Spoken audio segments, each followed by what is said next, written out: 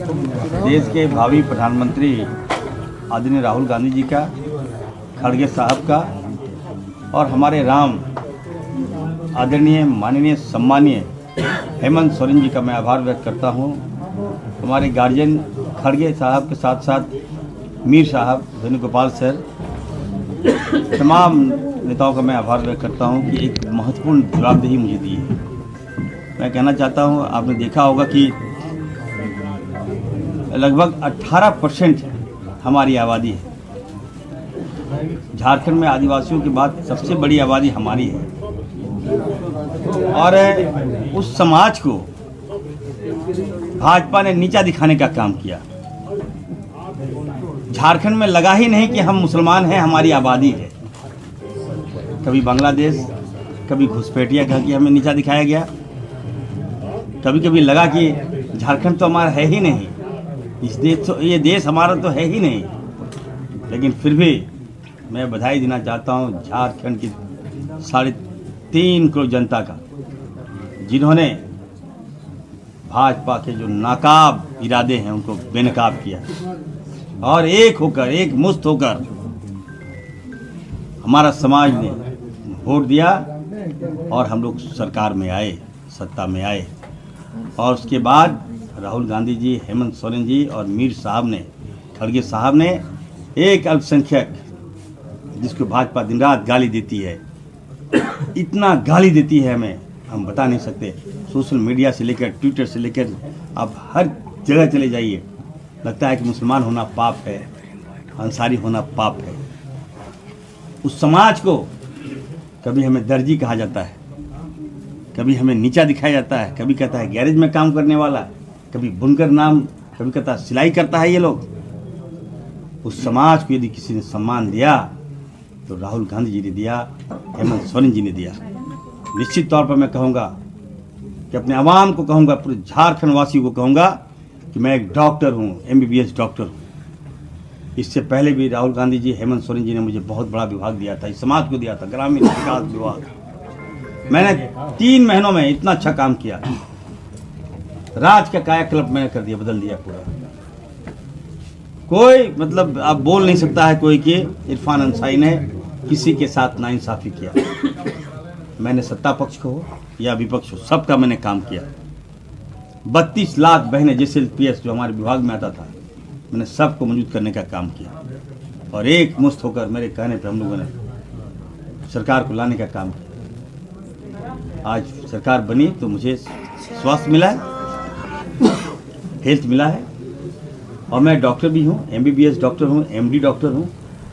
और लोगों को उम्मीद थी कि इरफान अंसारी आएगा तो हेल्थ डिपार्टमेंट में हेल्थ को ठीक करेगा, इस विभाग को ठीक करेगा। तो मैं यकीन दिलाता हूँ आप सबको, please trust me, I will do better and better and better. विभाग को जिस तरह से स्वास्थ्य विभाग को एक आवश्यकता है, 24 सालों में 18 साल भाजपा ने राज किया, लेकिन कभी भी हेल्थ पर इनका मोटिव नहीं रहा, हेल्थ पर इनका फोकस नहीं रहा। केवल हेल्थ विभाग को इन लोगों ने लूट का अड्डा बनाया है। आप बताइए, जिसका हेल्थ ठीक होगा वो सब उसका ठीक होगा। ये 18 साल लगता है कि भाजपा ने जंग लगा दिया हेल्थ में, तो मैं इसको ठीक करूंगा अच्छी तरह से। मैं इस डिपार्टमेंट को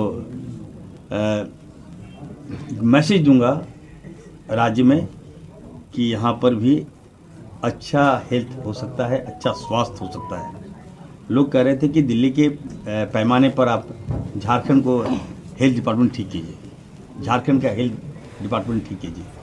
तो मैंने कहा कि why Delhi, I am here, Irfan Ansari is here. और एक डॉक्टर होने के नाते मैं तो फील कर सकता हूँ ना मेडिकल डिपार्टमेंट को कैसे ठीक किया जाए। तो मैं दिल्ली से अच्छा करूँगा और दिल्ली के लोग झारखंड आएंगे, देश के लोग झारखंड आएंगे स्वास्थ्य का इलाज कराने के लिए। तो गिव मी सम टाइम। आज ही मैं पदभार लिया हूँ, हमें लगता है कि मैं हेल्थ में अच्छा करूँगा और लोगों को भी बहुत एक्सपेक्टेशन है कि इरफान अंसारी हेल्थ को सुधार देगा। मंत्री जी, टेबल पे आपने संविधान की किताब रखी है, क्या मैसेज देना चाहते हैं? देखिए, मैं संविधान की किताब इसलिए रखा हूँ कि हमारा संविधान खतरे में है। आज अगर बाबा भीमराव अंबेडकर साहब नहीं होते तो इरफान अंसारी आज इस कुर्सी पे नहीं होता, इरफान अंसारी हेल्थ मंत्री नहीं होता।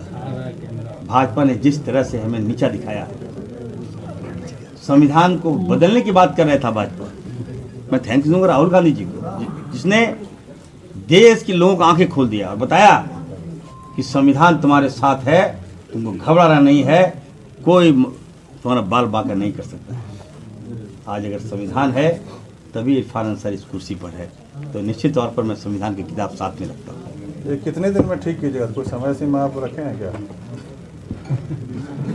18 साल 18 साल तो भाजपा ठीक नहीं कर पाई। 5 साल आपके पिछले मंत्री, अब मंत्री जी ने अच्छा काम किया है, बन्ना गुप्ता जी ने काफ़ी अच्छा काम किया है, मैं नो डाउट। तो उनके अधूरे सपने को मैं पूरा करूंगा, डोंट वरी फॉर दैट। अगर कहीं कोई त्रुटियां हैं तो उसको सुधारूंगा। और मैं आपने देखा होगा कि मैंने सभी हॉस्पिटल को आज मैं निर्देश देने जा रहा हूं। पहले मुझे पदभार ग्रहण करने दीजिए। मैं जितने भी प्राइवेट हॉस्पिटल हैं, मैं उनके जो ऑनर है उनको बुलाऊंगा और मैं मीट करूंगा। मैं कहूँगा कि प्राइवेट हॉस्पिटल जो है वहाँ पे थोड़ा बार्गेनिंग होता है। ये health sector not a business. Health sector इसका मतलब होता है कि आप सर्विस सेवा दे रहे हैं आप, तो कोई बिजनेस बनाएगा तो इसको मैं कतई बर्दाश्त नहीं करूँगा। और झारखंड के जितने भी सरकारी हॉस्पिटल हैं, मैं कहना चाहता हूँ, ये मेरा मोटिव है, ये मेरा मोटो है, और मैं सरकारी हॉस्पिटल को इतना अच्छा करूँगा कि लोग प्राइवेट हॉस्पिटल में जाना भूल जाए। ग्रामीण क्षेत्रों में बहुत प्रॉब्लम है सर, उसको कैसे आप सॉर्ट आउट कीजिए? आज आपने जैसे ही स्वास्थ्य विभाग आपके जिम्मे आया, आपने घोषणा भी की कि किसी का भी शव नहीं रोका जाए, किसी की तरफ पैसे की कमी लोग। एम्बुलेंस को लेकर के भी बड़ी समस्याएं हैं, खासकर सरकारी एम्बुलेंस को लेकर के। इरफान जी, सरकारी एम्बुलेंस को लेकर के कई समस्याएं पूरे राज्य भर में घाट पर लेकर जाया जाता है, कई बार देखा। इसके लिए आपकी क्या होगा? अरे देखिए, कोई घटना घट गई अचानक, आप बताइए, आप मैं डॉक्टर हूँ, इसका मतलब ये थोड़ी ना कि पूरा सिस्टम सुधर जाएगा।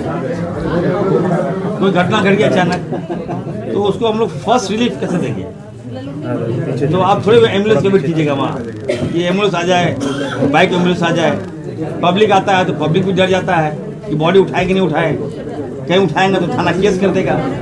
तो बहुत सारी बातें, मैं तो रिसर्च कर रहा हूँ ना, तो मैं ये कहूँगा कि 100% मैं I am giving my best effort, मैं दूंगा। तो समझ दीजिए, अब 5 साल है, उसके बाद हिसाब लीजिएगा 5 साल के।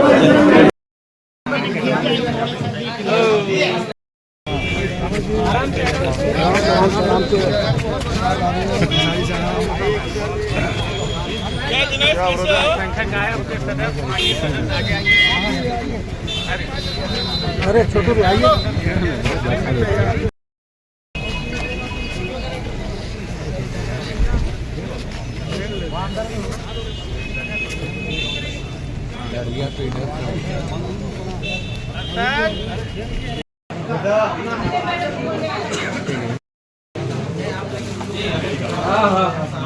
तीनों का आना चाहिए।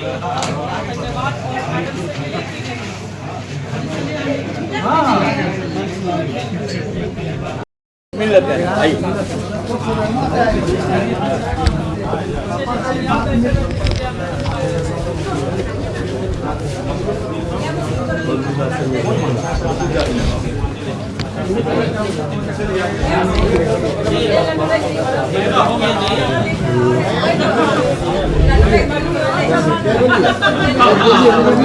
क्या बोलिए?